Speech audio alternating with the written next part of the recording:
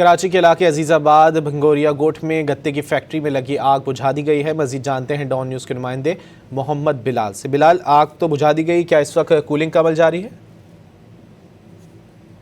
بھنگوریا گوٹھ میں واقع گتے فیکٹری میں اچانک آگ بھڑک اٹھی تھی، جس کی اطلاع فائر بریگیڈ کام کو دی گئی اور ریسکیو ڈبل 122 کو، جس پر جو فائر بریگیڈ اور ریسکیو ڈبل 122 کی 2 گاڑیاں حادثے پر پہنچی گئی اور پہنچنے کے بعد جو آگ پر ہے وہ قابو پا لیا گیا ہے، جبکہ جو گراؤنڈ فلور اور فرسٹ فلور ہے اس میں جو سامان تھا وہ جل کر مکمل طور پر خاکسار ہو گیا، جبکہ اب کولنگ کا عمل وہ شروع کیا گیا ہے۔ کسی جانی نقصان کی اطلاع موصول نہیں ہوئی ہے۔ آگ پر 3 فائر ٹینڈر سے آدھے گھنٹے کی کوشش کے بعد وہ قابو پایا، جبکہ آگ لگنے کی وجوہات سامنے نہیں آ سکی ہے۔